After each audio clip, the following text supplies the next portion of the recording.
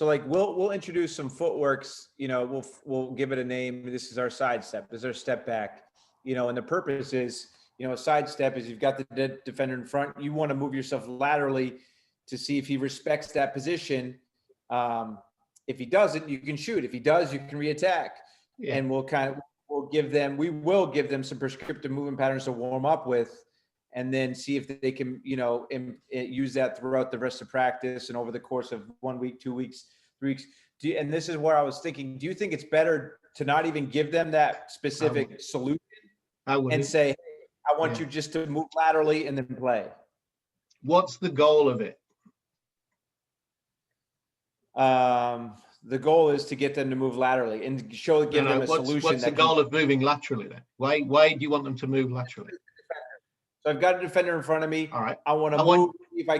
I don't care how you do it. I want you to move that defender and give yourself a meter of space or a yard of space. Find ways of creating space for yourself, isn't it? But whatever footwork patterns that you use to achieve that.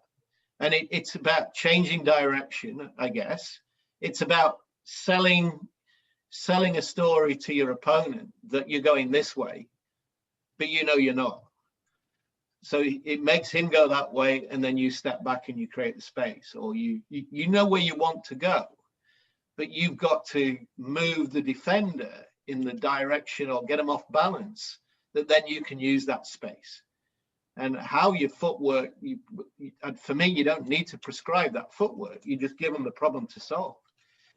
And if you design games, that those patterns, that your prescribed footwork patterns will emerge anyway, probably, in terms of what there are only a certain number of ways you can move, but if I'm trying to create space in this direction, what have I got to do? I've got to make my defender go that way. I've got to make them think I'm going there.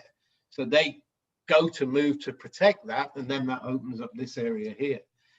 And that's those little games that you play one-on-one again, isn't it?